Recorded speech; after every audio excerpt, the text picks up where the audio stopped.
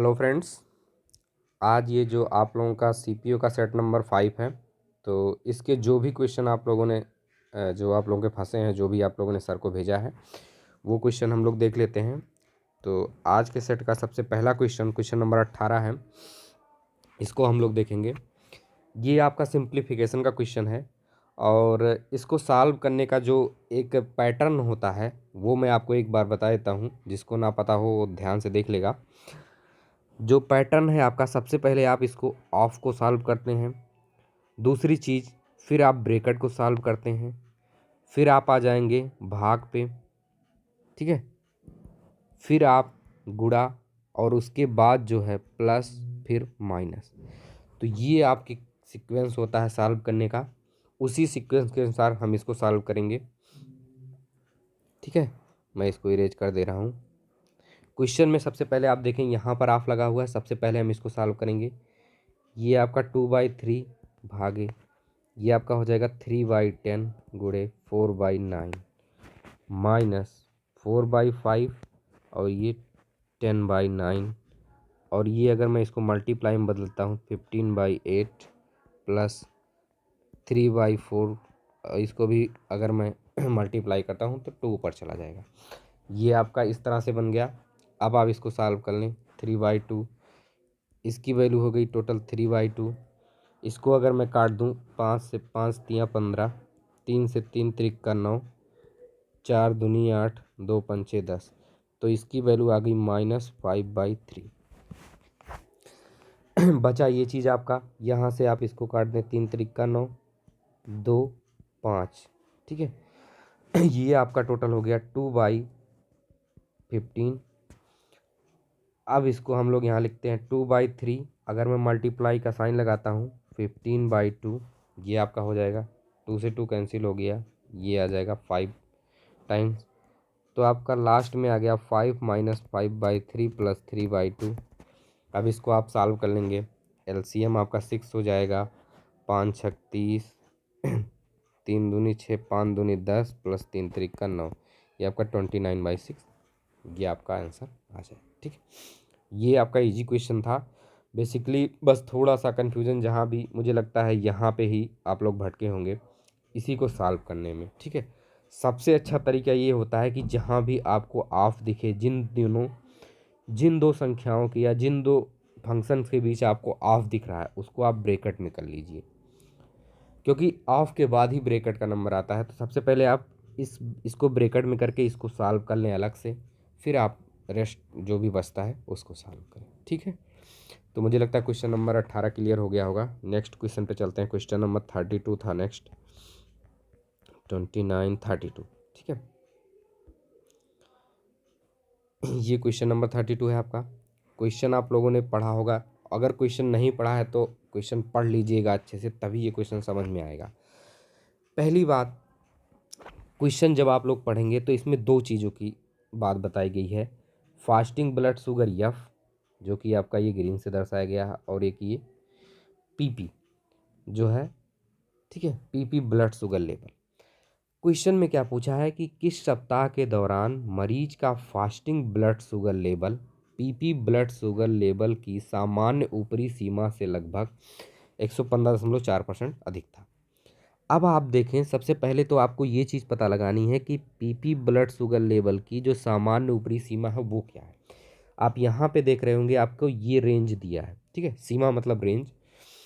तो अब आप देख रहे होंगे यफ की जो रेंज दिया है 70 से 100 दिया है, और जो पीपी की रेंज दिया है वो 100 से 130 तक दिया है। तो ऊपरी सीमा मतलब हो जाएगी आपकी 130, और उसका कहा है कि 115.4%। अब आप इसको निकाल लें, ठीक है। 13 चौका 52 के 2, 13 पचे 65, और 65 5 70, 13 1 के 13, और 13 7 20 के 0, और 13 1 के 13 2 15। मतलब आ रहा है लगभग आपका, यहाँ पे दशमलव लग जाएगा, लगभग आपका 150। तो अब आपको देखना है कि जो यफ की वैल्यू है वो किस में 150 है। यफ की वैल्यू 150 ये हुआ। अब 150 जो है आपका ये W2 में 150, ठीक है। तो मुझे लगता है ये भी क्वेश्चन क्लियर हो गया होगा। नेक्स्ट क्वेश्चन पे चलते हैं। क्वेश्चन नंबर नेक्स्ट था 35, ठीक है। तो क्वेश्चन नंबर 35 पे चलते हैं। इसमें दिया है कि दो सर्किल एक दूसरे को काटते हैं और उसकी उभयनिष्ठ जीवा की लंबाई 16 सेंटीमीटर है। उन केंद्रों के बीच की दूरी ज्ञात करें। दो सर्किल हम लोग बना लेते हैं, ठीक है। मान लीजिए इनके जो केंद्र हैं ए और बी हैं, इनकी उभयनिष्ठ जीवा ये हम एम और एन मान लेते हैं, ठीक है। अगर हम इसको मिला देते हैं, ये तो सभी को पता होगा ये 90 डिग्री होगा, और ये जो ओ एम होगा ये जो है एम एन का आधा होगा, या ओ पॉइंट इसका मिड पॉइंट होगा, तो ये आपका 8 हो जाएगा, ये 8 हो जाएगा। आपसे ए बी की लंबाई पूछी गई है। अब मैं इसको मिला देता हूँ। जो ए एम है आपकी त्रिज्या है, अगर मैं इसको 15 ले लूँ और इसको 10 ले लूँ, दो त्रिज्याएं दी गई हैं दोनों सर्किल की। अब आपको ये आपका राइट एंगल ट्रायंगल है ओ ए एम में, ओ ए एम आपका राइट एंगल ट्रायंगल है, और जो है जैसे ही आप लोग इसमें राइट एंगल ट्रायंगल लगाएंगे, जो आपकी ओ ए की वैल्यू निकल के आएगी वो 15 का स्क्वायर माइनस 8 का स्क्वायर, ये आप ओ ए की वैल्यू आपकी आ जाएगी 160 √161। इसी तरह ओ ओ एम बी में आप लोग देखेंगे ये 10 है, ये 8 है, इसकी वैल्यू हो जाएगी 6। तो जो आपकी ए बी की वैल्यू होगी वो होगी 6 + √161, ठीक है। ओ ए और ओ बी को आप लोग जोड़ देंगे तो आपकी ए बी की वैल्यू निकल आ गई, जो हो जाएगा 6 + √61, ठीक है। नेक्स्ट क्वेश्चन पे चलते हैं। ये आपका लास्ट क्वेश्चन है। नेक्स्ट क्वेश्चन, क्वेश्चन नंबर 38, ठीक है। क्वेश्चन नंबर 38 में जो दिया है, बोला है कि ओ केंद्र वाले वृत्त में ए डी व्यास है। सबसे पहले तो हम सर्किल बना लेते हैं। ए डी आपका इस तरह से दिया गया है, और ए सी आपकी जो है वो एक जीवा है। हमने ए सी जीवा बना ली। फिर दिया है बिंदु बी ए सी पर इस प्रकार स्थित है। बिंदु बी हमने बना लिया, ए सी पर स्थित है कि ओ बी बराबर, ठीक है, ओ बी बराबर 7, ठीक है। यहाँ पे केंद्र कहीं होगा, क्योंकि ए डी आपका व्यास है तो केंद्र इसी पे होगा। तो ओ बी की वैल्यू आपकी 7 दी है, ठीक है। हम इसको इधर लिख लेते हैं। और आपको दिया है कि ओ बी ए ये जो वैल्यू दी है 60 दी है। दूसरी चीज़ दिया है डी ओ सी ये वैल्यू आपको 60 दिया है। आपसे पूछा है बी सी की लंबाई क्या है, ठीक है।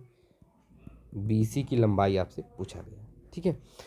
तो अब हम लोग इस क्वेश्चन को सॉल्व करना स्टार्ट करते हैं। अभी तक तो जो भी डाटा हमने दिया था, जो भी डाटा क्वेश्चन में दिया गया था, उस हिसाब से हम लोगों ने बना लिया है। सबसे पहली बात, जब भी आपको इस तरह के क्वेश्चन में व्यास दिया रहे तो आप लोग ये मान के चलिए कि 90% क्वेश्चन में आपका जो अर्धवृत्त में बना कोण समकोण होता है, ये वाली प्रॉपर्टी लगती है। तो सबसे पहले हम इस प्रॉपर्टी को लगाएंगे, ठीक है। अगर हम लोग डी और सी को मिला दें, हमने डी और सी को मिला दिया। जैसे ही हम डी और सी को मिलाएंगे, आप लोग देख रहे होंगे कि ए डी आपका व्यास है, तो जो ये पूरा कोण सी होगा, ये पूरा कोण ये आपका हो जाएगा 90 डिग्री। दूसरी चीज, त्रिभुज ओ डी सी में अगर हम देखें, ओ सी और ओ डी आपकी ये रेडियस है। जब ये रेडियस है तो ये दोनों बराबर होंगी। अगर ये दोनों बराबर, इनके सामने के कोण भी बराबर होंगे। अब इस त्रिभुज में अगर आप देख रहे होंगे तो एक कोण 60 है, बाकी दो कोण थीटा थीटा है, तो यहाँ से थीटा की वैल्यू आपकी 60 आ जाएगी, ठीक है। इतना तो आप लोग निकाल लेंगे। तो थीटा की वैल्यू 60 आ गई। ये पूरा कोण आपका बी सी डी, ये पूरा 90 ये हम लोगों ने देखा था, ये वाला 60 आ गया। तो ये वाला कोण कितना बचा?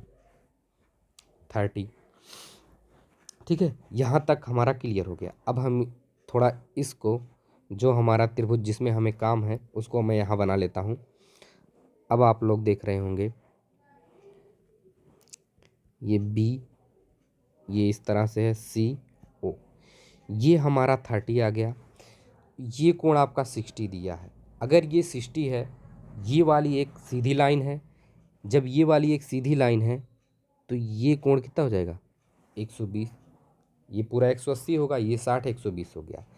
अब हम लोग बी ओ सी त्रिभुज में देखते हैं, 120 है, ये 30 है, तो ये कितना बचेगा 30। ठीक है, हमने यहाँ तक निकाल लिया कि ये कोण हमारा 30 आ गया है। अब आप देखेंगे ये दोनों कोण बराबर हैं तो इनके सामने की भुजाएं भी बराबर हो जाएंगी। ओ बी की लंबाई आपको कितना दी थी 7। ओ बी की लंबाई अगर 7 दी है तो आपको बी सी की लंबाई भी 7 हो जाएगी। ठीक है, तो मुझे लगता है क्लियर हो गया होगा। थोड़ा सा क्वेश्चन में था, मे भी और किसी तरीके से और इजी तरीके से निकले, लेकिन मैं जो भी बेसिक है, जो भी हम लोग के दिमाग में एक बार आता है कि अगर एडी व्यास दिया है तो उसकी प्रॉपर्टी कैसे यूज करेंगे, मैं उसी तरीके से बता रहा हूँ। ठीक है, तो मुझे लगता है क्वेश्चन क्लियर हो गया होगा। ये आपके 4 क्वेश्चन थे आज के सेट में, हो गया आज का। ठीक है, थैंक यू।